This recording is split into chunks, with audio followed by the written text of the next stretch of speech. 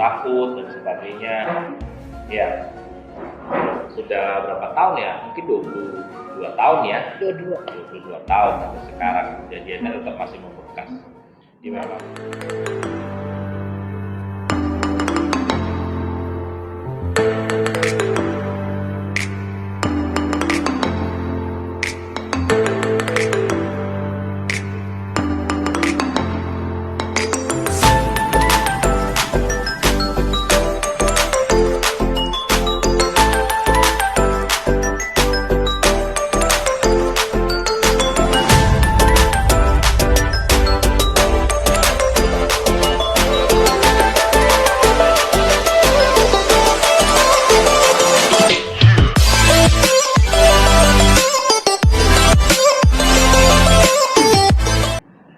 Halo guys, kita ketemu lagi di L Family ya, Dear Rachel Family ya. Kali ini bersama Mami Papi ya, Oma Opa dari Dear sama Rachel.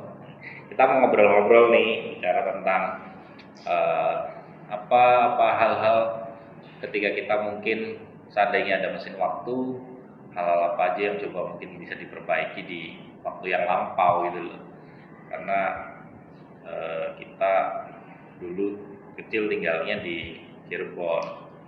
Mungkin dari Mami atau Papi dulu ada nggak yang mau diomongin nih? Apa? Ya dari pengalaman Papi dulu, karena Papi mementingkan cari uang, mementingkan keluarga. Penting uang asal, maksudnya asal ada uang keluarga bisa mungkin tenang. Tapi sekarang sistem udah lain. Kita harus dekat dengan keluarga dulu baru cari uang. Oke, berarti dulu Papi mengorbankan keluarga untuk dapat duit ya? Duit ya. Oke, akhirnya uang pun tidak didapat, keluarga pun juga nggak maksimal juga ya? Nggak maksimal.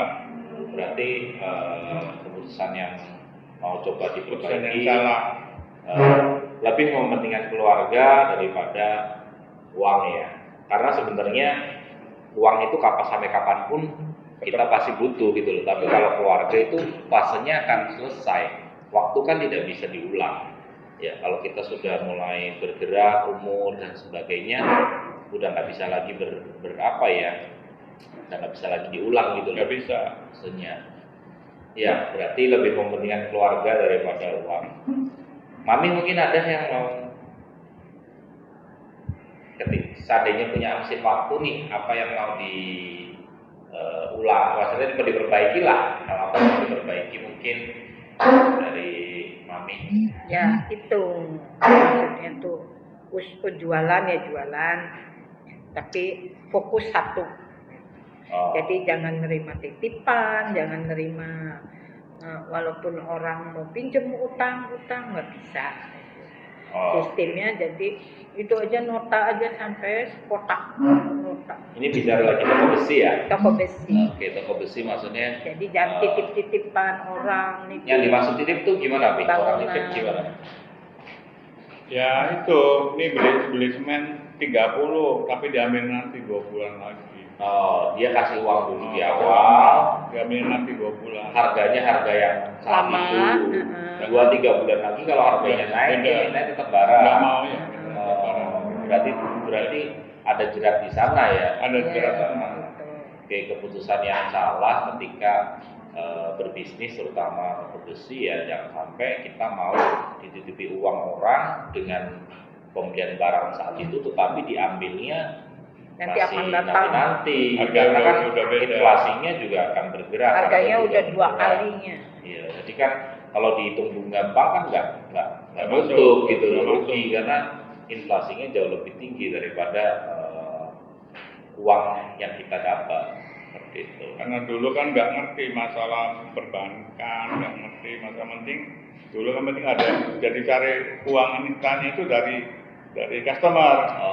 Dapat uangnya ini beli semen sekian, diambilin nanti banyak. Dapat uang kan tenang, bisa diputarkan, bisa untuk beli barang lain. Pokoknya yang penting dapat uang. Untuk nutupi pembayaran giro kalau itu sih. Tiap hari Jumat Sabtu itu udah pokoknya kalau nggak nyimpen uang untuk Senin udah bingung gitu. Ya hidupnya jadi ya terjerat sama Menggantungkan BG diri. ya istilahnya. Iya, Jadi BG. cari-cari Menggantungkan. dana Tenang ya. instan, cari dana instan nggak Dari ada dana instan untuk bisa melanjutkan perputaran dari toko besi ya. Oke. Lah sekarang ini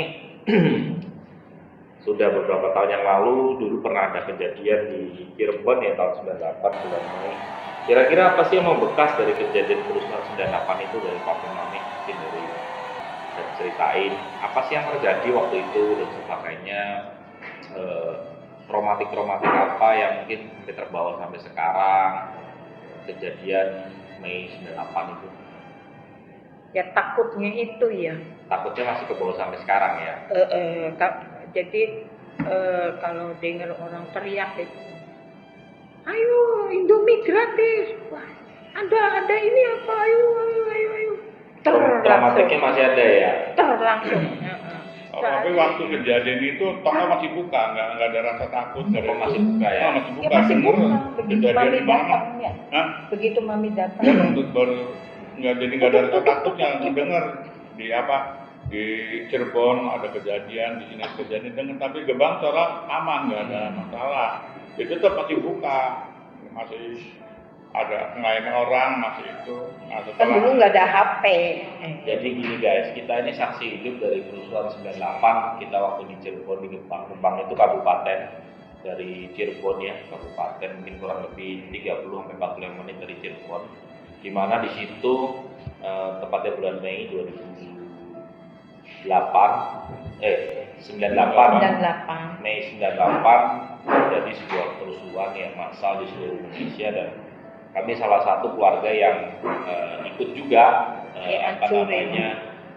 mengalami juga penjarahan massal pada waktu itu.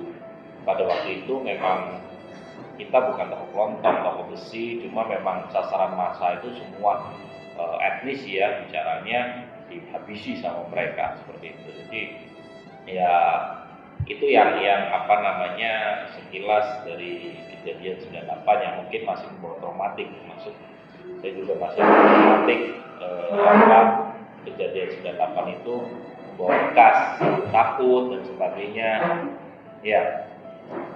Sudah berapa tahun ya, mungkin 22 tahun ya, 22 tahun sampai sekarang kejadiannya tetap masih membekas. Jadi memang kita saksi bisu ya, karena kita mau keluar dari rumah sendiri seolah seperti maling itu dikawal sama polisi belakang dikawal. Padahal kita kan nggak salah, nggak dosa. Tapi mereka seolah ngelihat kita itu seolah musuh gitu kan, anggapnya tahanan. Padahal sebelum kejadian itu mereka kan sama seperti biasa, bicara biasa, ngobrol biasa, gitu biasa. Semua ya. Nah, setelah kejadian, seolah anggapnya musuh. Gitu. Mata mereka itu. Iya, jadi memang kejadian 98 itu memang luar biasa membekas ya. Banyak hal yang bisa terjadi. Sekarang sudah 22 tahun. Kira-kira gimana nih? Pak Mami dengan umur sekarang, apa yang mungkin coba planning ke depan usia 60 ke atas ini, wejangan apa yang mungkin bisa dikasihkan kepada kita anak muda, terus planning setelah ini apa? Setelah memasuki mungkin usia 65, 70, kira-kira apa yang bisa dibagikan gitu loh. Terutama hidup sehat ya, sudah punya cucu masih sehat semuanya, sehat ya. Kira-kira apa yang bisa dibagiin sama teman-teman semua nih, kira-kira wejangan apa? Ya satu cara hidup sehat ya dari jalankan. Dua, jangan terlalu banyak pikiran. Pikiran kita hidup ini seolah-olah sedang menuju ke suatu tempat. Kita untuk mempersiapkannya untuk ke sana itu. Jadi kita ke sana itu mau apa gitu tujuannya. Pasti suatu saat kita akan ke sana kembali ke Iya, Ada satu berarti detik yang terakhir itu. berarti jangan banyak pikiran, mempersiapkan kita masuk ke fase berikutnya ya. Jadi kan ada kehidupan setelah kematian ya. Itu harus kita semua mengerti bahwa meninggal itu bukan akhir, meninggal itu awal dari sebuah kehidupan baru. Jadi apa yang kita lakukan pada saat kita hidup itu akan dipertanggungjawabkan setelah kita meninggal. Iya. Apa yang kita lakukan pada saat masa hidup ini, ya kebaikan, keburukan semuanya akan dijawab nanti setelah meninggal itu semua. Dari ini apa? Kira-kira jangannya apa nih? Ya, ya itu jaga kesehatan. Terus apa sih ya, kita mendekatkan diri terus. Mendekatkan diri pada Tuhan. Ya, apa sih ngerunungin firman? Renungan firman. Apa gitu. Oh iya, banyak yang nggak ngerti dulu, nggak ngerti. Oh gini. Jadi apa sih?